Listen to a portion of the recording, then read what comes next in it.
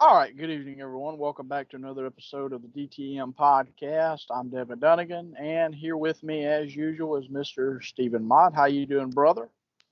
Great brother Jake C, drummer frickin' dang. All righty. What about you, Pete? Good.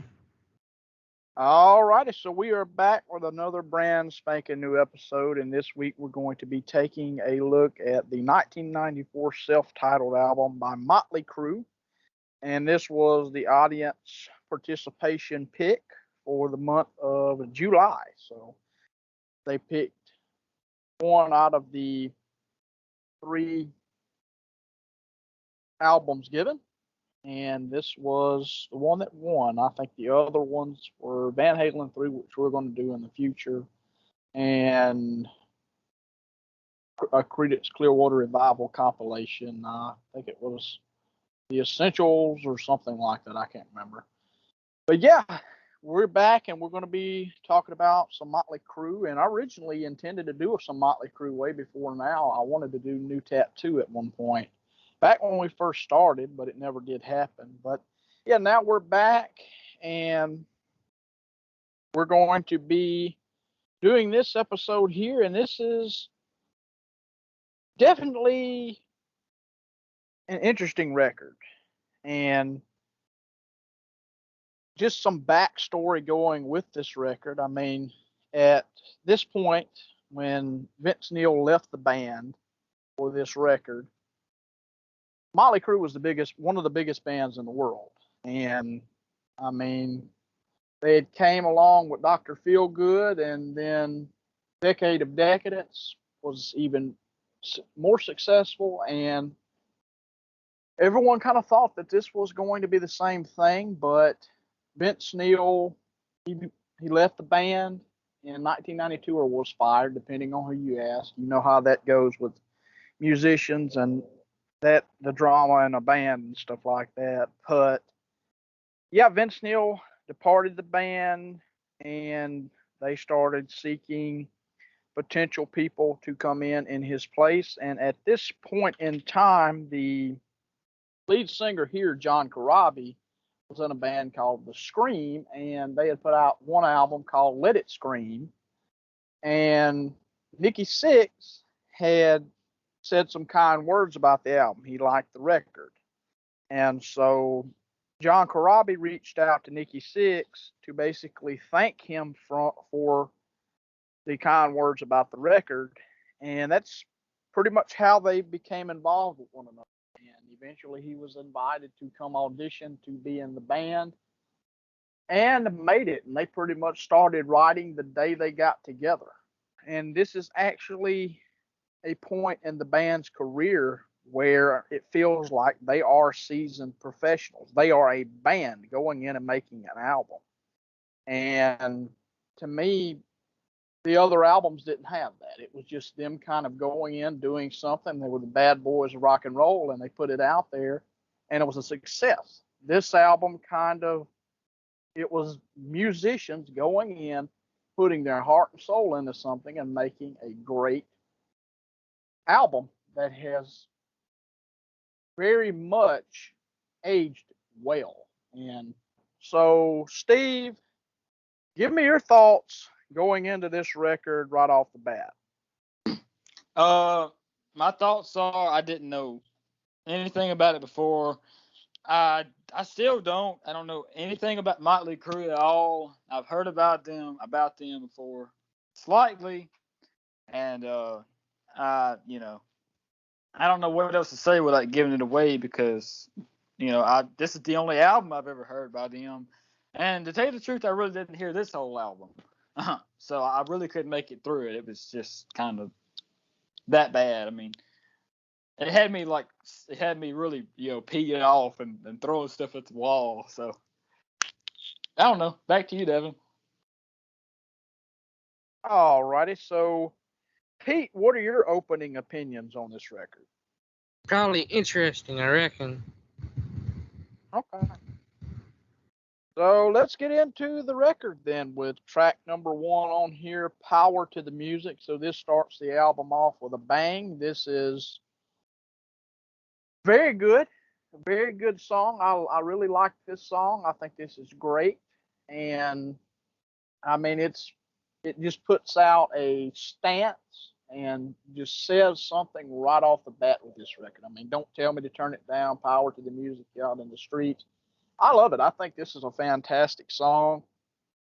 Kind of, it kind of bridges the gap between the crew of the '80s into this version of Motley Crue, and I mean, I don't know if I talked about it opening up the album or anything like that, but this was not supposed to be Motley Crue supposedly, and then I've heard it was supposed to be Motley Crue, so I don't know.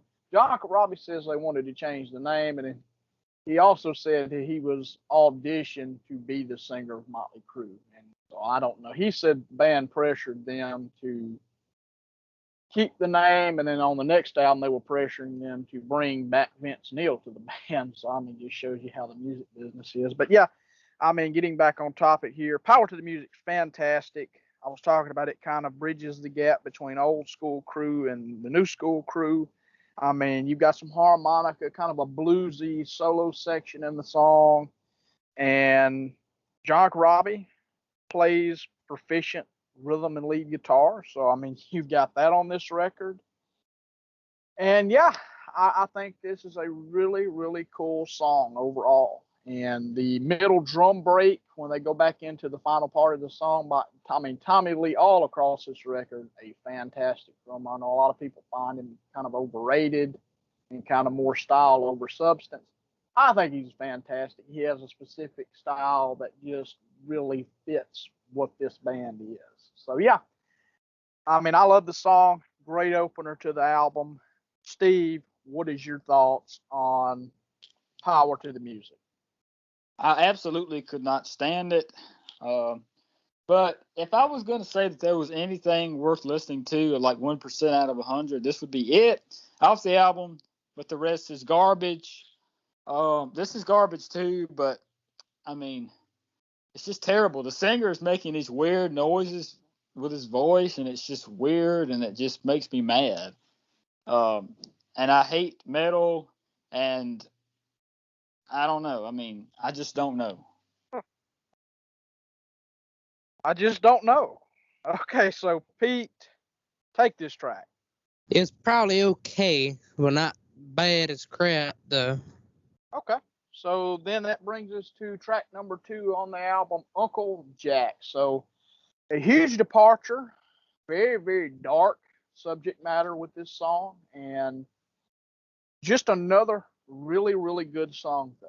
I mean, this is straight ahead metal, traditional metal in 1994. People say this is grunge or alternative metal.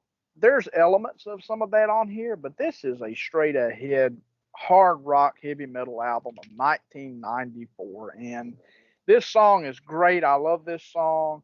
I mean, nothing else, not much else I can say about this song. I mean, I love it. I love the coda at the very end of it. I think it's fantastic. So, Steve, take Uncle Jack. I started to lose track, honestly. Listening to this album because I just kind of hated it all. So I'm just gonna speak on this particular subject as one big cesspool of a crap hole of an album. But I hated it. So I mean, if it was in 1994, I mean, people need to be listening to From the Cradle. I mean, because I mean, this is crap. I mean, this is the worst thing since sliced cheese. I mean, I just don't know. Well, thanks for giving me a pick of the week this week. So, Pete, you take Uncle Jack. What are your thoughts? Terrible. Like a crick. Nah, it's okay. Okay. So that brings us to track number 3 and the lead single off the record, Hooligan's Holiday. So this is pretty much, I could see this being a pretty traditional Motley Crue song in a slightly different arrangement. I mean, it's got that kind of anthemic in-your-face, bombastic approach with this song, made for a stadium. I mean, made specifically for an audience to sing along with. Unfortunately, that didn't happen because this album bombed when it was released. But I mean, great song, love it. One of the best songs on the album. To me, the perfect single. I couldn't see any other song on here being a single for the record, other than, of course, the singles that were actually released. But I mean, to me, this is the perfect choice for a lead single. I mean, I think this says everything there is to say about this record and its kind of overall tone and the way it presents itself. It's such a great song, and I just love it. I think it's really, really good. And this deserves to be on all of the Mötley Crüe greatest hits albums. And it's only been on, I think, one. So, I mean, pretty much this album's meant to be largely forgotten by the members. Well, one member in particular, but I mean, I'll get to that toward the end of the album. But yeah, I mean, I love the song. Steve, what are your thoughts on Hooligan's Holiday? This kind of puts me in the mind of, a song by Van Halen, in which the singer's making, monkey noises, because I don't know. I mean, I just don't know. It just kind of reminds me of that for some odd reason, and I don't remember anything about it, but it sucks. So David Lee Roth is trash, and I just don't know. Oh my. So then we move. Well, we got to get Pete here to talk about it. So Pete, talk about Hooligan's Holiday. This is Gilligan. Gilligan sucks. Sound like a doggy turd on a dookie plate. Okay. So then we move to track number 4, Misunderstood. So yeah, I mean, great song. And you've got Glenn Hughes singing on this track. He sings background vocals during the chorus after the song really kicks in. And the chorus reminds me of Sweet Home Alabama a lot, getting into the overall kind of the chorus structure and kind of the melody. But yeah, I love the song. I think it's great. Video was made for it along with Hooligan's Holiday, and it's just an overall great song. And this is the perfect second single off the record. And to me, it's not too far off from where they were headed on Dr. Feelgood. I mean, this is kind of somewhat of a ballad, but it's not. It's kind of like this mid-tempo kind of this hard ballad, sort of hard rock ballad. And I just think it's a great song, great song. So yeah, not much else I can say there. I mean, the instrumentation's great.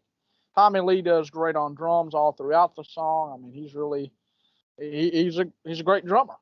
So I mean, yeah, I think it's a great song. So Steve, take Misunderstood. Honestly, I think Dr. Phil should have been the singer for this song, and for this whole record. I mean, I think it's just a no-brainer, honestly. I mean, so Pete, take Misunderstood. It's definitely way better than that Van Halen album that sounded like they was making monkey noises. And Okay, so that brings us to track number 5, Love Shine. And once again, I really enjoy this song. I mean, kind of short to the point. It's, I believe, the shortest song on the entire record, and I really enjoy it. I think it's an acoustic kind of another Zeppelinish style song, and or kind of reminds me of Zeppelin, and also kind of reminds me of like early Aerosmith. And I like it. I think it's a great song. It's short and to the point, and I mean, no problems with the song here. I mean, I like it, and it's just kind of probably one of the more happier songs on the record as far as the overall subject matter goes. I believe this was written about all of them's wives and stuff like that at the time. So I mean, if you want to hear more of the kind of behind the scenes stuff, go listen to Decibel Geek's Albums Unleashed on this record, because he goes through all the tracks and talks about the behind the scenes stuff of this album. It's a really good listen. I listened to part of it myself preparing for review. So yeah, I love the song. Steve, take Love Shine. Uh, I mean, I just don't know.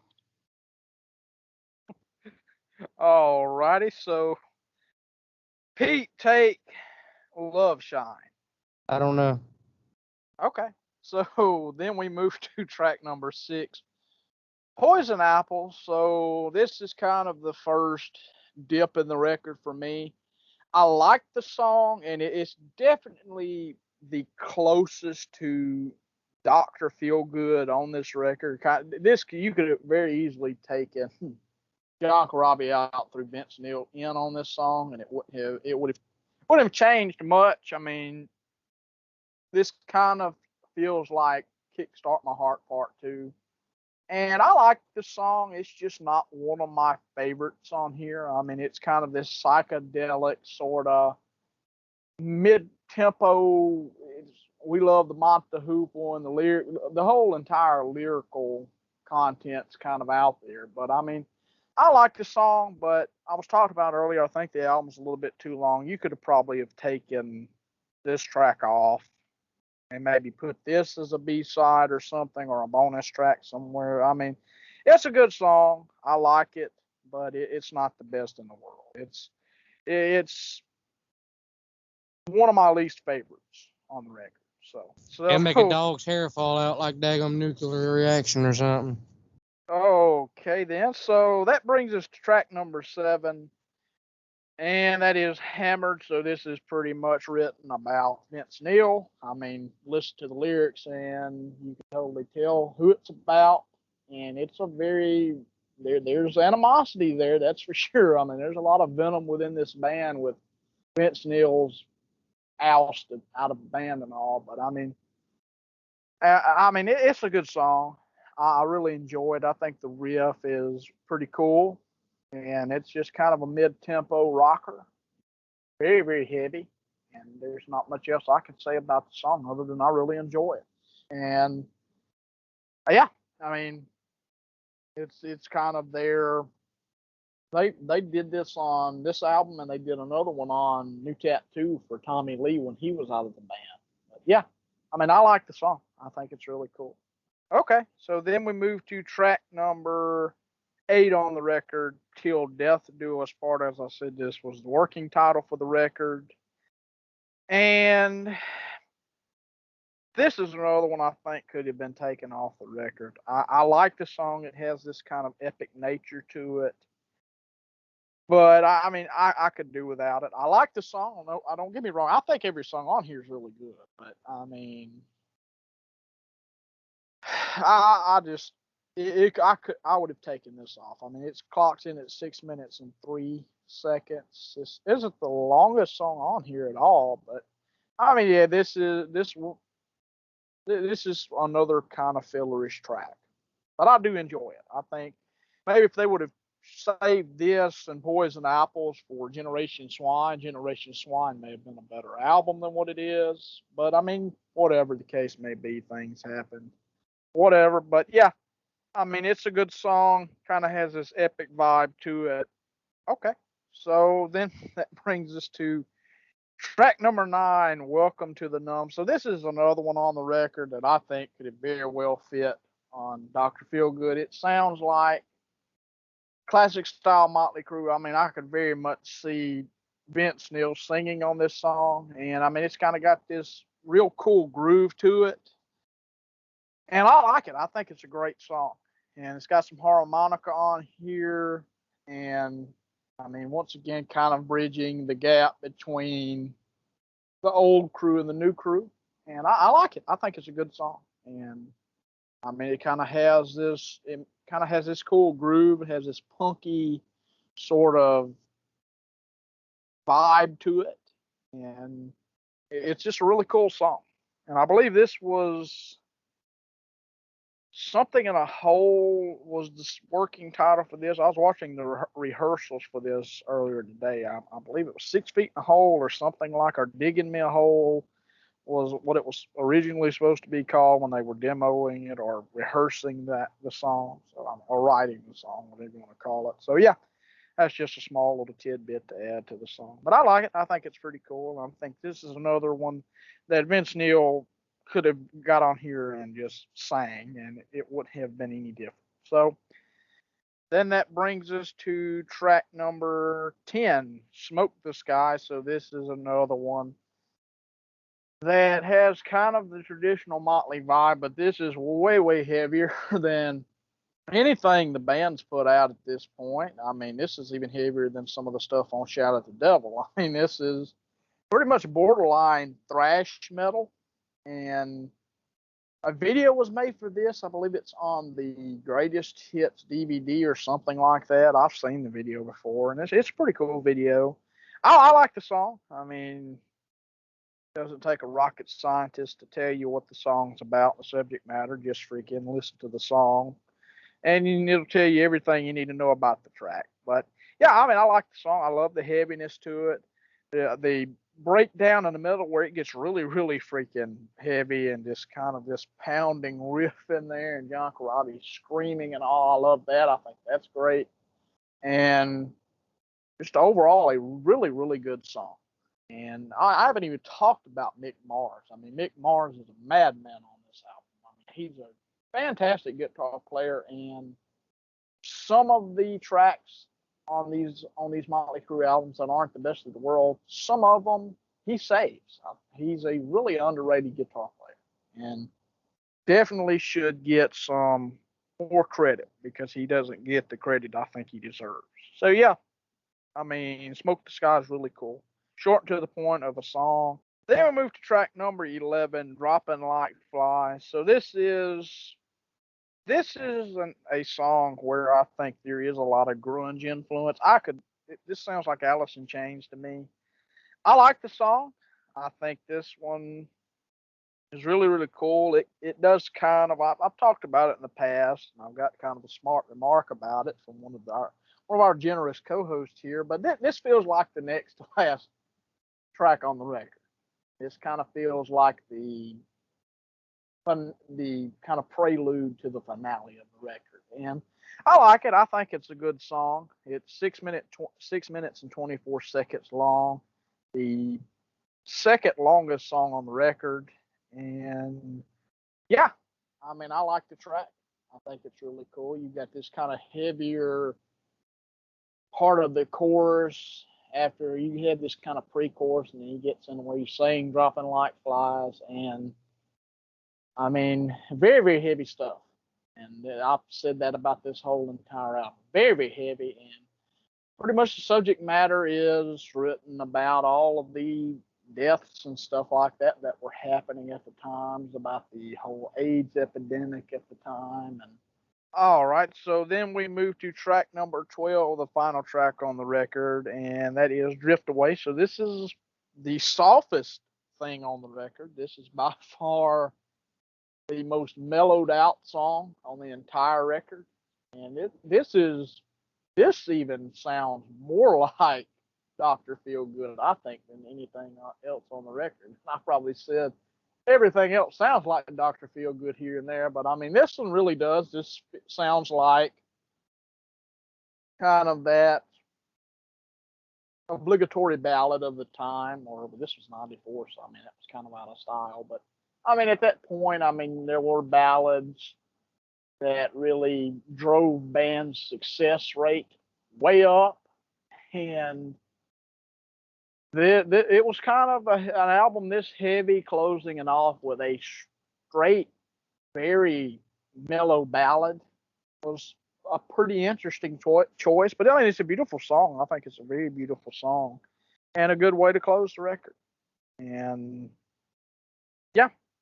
There's not much else I can say. I like the song, and like I said, this one as well feels like classic Mötley Crüe. So yeah, So pretty much everything I've said is that this album is not too much different from traditional Mötley Crüe as a lot of people say it is. This sounds like traditional Mötley Crüe to me. So yeah, just with a different singer. So that brings an end to the record. There are 3 bonus tracks on the reissued version, and I'll just talk about those real quick. Hypnotized. I like the song. It's kind of a fillerish track. I can very much tell why it was left off the record. I believe this was a Japanese bonus track, if I'm not bad wrong. And then the next one, Baby Kills, this was released on the Quaternary EP, and I like the song. I mean, it really and truly doesn't fit the record itself, but I think it's still a good track. And then Living in the Know, the opening riff is pretty much a rip off of Voodoo Child. So, I mean, it's a good song though. I mean, later when it finally gets into the song itself, it kind of comes together, and it's nothing really to do with Voodoo Child at all.